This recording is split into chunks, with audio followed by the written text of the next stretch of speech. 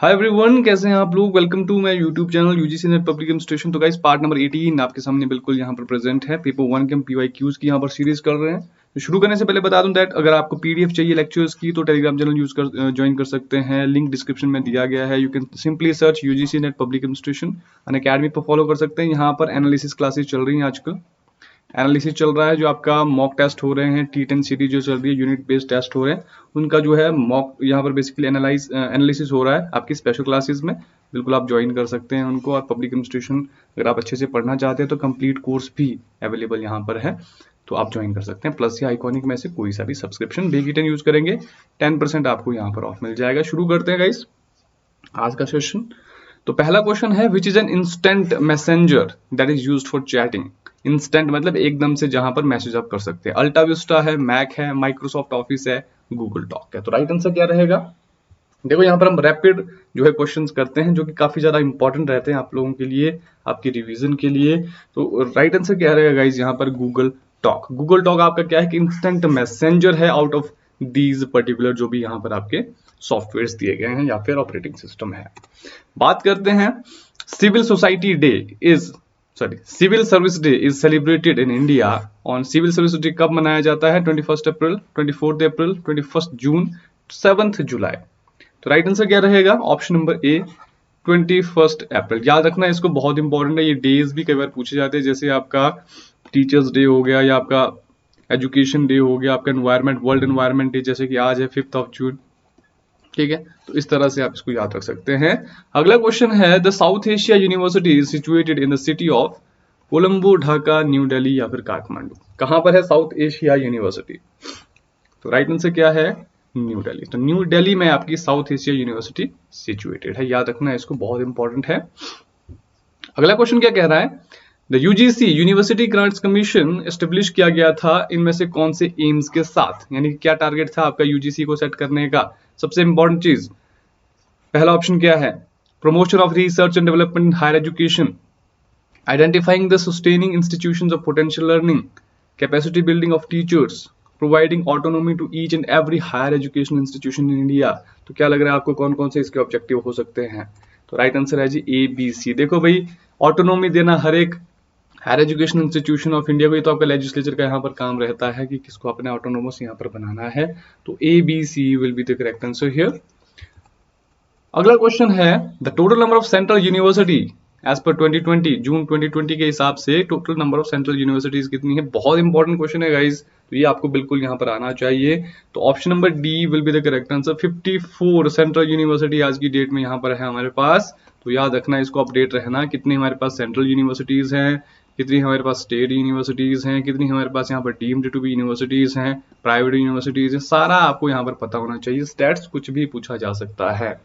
अगला क्वेश्चन कह रहा है कि मेल और फीमेल स्टूडेंट जो है इक्वली परफॉर्म करते हैं न्यूमेरिकल एप्टीट्यूड टेस्ट में। ये बेसिकली एक स्टेटमेंट है। ये स्टेटमेंट कौन सी तरह की हाइपोथेसिस आपको बताती है? Research hypothesis, null hypothesis, directional hypothesis या स्टैटिस्टिकल हाइपोथेसिस। तो राइट आंसर क्या रहेगा? ये नल हाइपोथेसिस आपका रहेगा। क्यों? क्योंकि there is no difference basically in the variables, in the values of the variable. Equally perform कर रहे हैं जी आप, ना तो मेल ऊपर है ना फीमेल नीचे है। कहने का मतलब है कि भाई इनकी जो परफॉर्मेंस है वो क्या है? वो इक्वल है। कहने का मतलब है there is no difference between the two variables. So यहाँ पर नल हाइपोथेसिस रहेगी। रिसर्च हाइपोथेसिस तब होती अगर यहाँ पर डिफरेंस होता, अगर आप यहाँ पर गैप आइडेंटिफाई कर पाते। डायरेक्शनल में आप बताते कि भाई कौन ज्यादा है कौन कम है, ठीक है। स्टैटिस्टिकल में आपको कुछ डेटा यहाँ पर होता। कहने का मतलब है null hypothesis will be there where there is no difference between the variables. अगला क्वेश्चन क्या है, कंक्लूजन्स और the findings of which type of research can not be generalized to other situation. मतलब कौन सी टाइप की रिसर्च की जो conclusions होते हैं उनको जनरलाइज नहीं कर सकते, उनको नहीं अप्लाई कर सकते आप दूसरी सिचुएशंस में।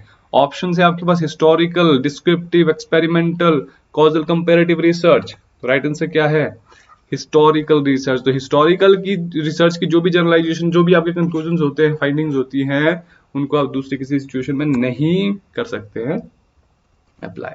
अगला क्वेश्चन है, which of the following steps are required to design a questionnaire. Questionnaire design करने के लिए हमें क्या चाहिए? Writing primary and secondary aims of the study, review of the current literature, prepare a draft of questionnaire, revision of draft. क्या चाहिए आपको इनमें से? क्या लगता है आपको, अगर आपने एक अच्छा क्वेश्चनियर बनाना है तो गाइस सारी की सारी चीजें करनी पड़ेंगी आपको। प्राइमरी और सेकेंडरी एम लिखने पड़ेंगे स्टडी के, करंट लिटरेचर को रिव्यू करना पड़ेगा, ड्राफ्ट बनाना पड़ेगा क्वेश्चन का, और उसके बाद उस ड्राफ्ट को रिवाइज करना पड़ेगा, उसके बाद वो फाइनल आपका क्वेश्चन बनेगा। अगला क्वेश्चन क्या कह रहा है, effectiveness of communication can be traced from which of the following, यानी कि कम्युनिकेशन की इफेक्टिवनेस की या उसके इफेक्टिव होने की जो हम बेसिकली देख सकते हैं कि कैसे होगा, वो कहां से हम पता कर सकते हैं कि इफेक्टिव है communication. Attitude service, performance records, students attendance, inefficient communication channel. Basically ये जो कम्युनिकेशन है ये क्लासरूम का आपसे पूछा गया है, ऑप्शन से आप बिल्कुल डिकोड कर सकते हैं। Option number B will be the correct answer, A B C. तो इनएफिशिएंट कम्युनिकेशन चैनल होगा तो वहां से तो इफेक्टिवनेस कम्युनिकेशन की नहीं ट्रेस कर सकते आप। बाकी एटीट्यूड सर्वे है, परफॉर्मेंस रिकॉर्ड्स है, स्टूडेंट अटेंडेंस है, ये तीनों चीजें यहाँ पर इंपॉर्टेंट रहेगी to trace the effectiveness of communication. अगला क्वेश्चन है असर्शन रीजन का क्वेश्चन यहाँ पर है, formal communication tends to be fast and flexible. देखो भाई फॉर्मल कम्युनिकेशन क्या है, फास्ट और फ्लेक्सिबल माना जाता है। एंड रीजन दिया गया है, formal communication is a systematic and orderly flow of information. बिल्कुल सिस्टमैटिक तरीके से चलता है फॉर्मल कम्युनिकेशन। आपका तो राइट आंसर क्या है, ऑप्शन नंबर डी, यानी कि ए गलत है, आर सही है। तो फॉर्मल कम्युनिकेशन क्या है, फास्ट और फ्लेक्सिबल हो ही नहीं सकता है, और फॉर्मल कम्युनिकेशन एक सिस्टमैटिक और ऑर्डरली फ्लो ऑफ इंफॉर्मेशन है। बिल्कुल सही, ए गलत हो गया, आर सही हो गया आपका। तो फॉर्मल कम्युनिकेशन क्या है, थोड़ा सा टाइम लगता है इसमें, इट्स टाइम कंज्यूमिंग बेसिकली, ठीक है। तो इस चीज को आपने ध्यान में रखना है।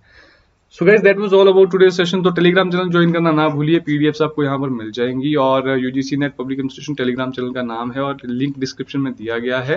अकेडमी को फॉलो कर सकते हैं, बहुत सारी फ्री क्लासेस यहाँ पर होती हैं, पेपर 1 की एंड एनालिसिस क्लासेस हो रही है आजकल, क्विज की, मॉक्स की, जो पब्लिक इंस्टीट्यूशन के मॉक्स हो रहे हैं यूनिट बेस्ड, उनके यहाँ पर क्या है एनालिसिस हो रहे हैं, जैसे कि आज भी जो है 9:30 को हुआ है, और अब होगा आपका नेक्स्ट सैटरडे को।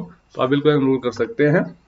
तो कंप्लीट कोर्स चल रहा है पब्लिक इंस्टीट्यूशन के ऊपर, आप ज्वाइन कर सकते हैं, एंड कोई सा भी आप सब्सक्रिप्शन ले सकते हैं। बेगी 10 यूज करेंगे तो 10% आपको ऑफ मिल जाएगा। So thank you very much for joining guys, see you in the next video, तब तक बाय बाय, टेक केयर।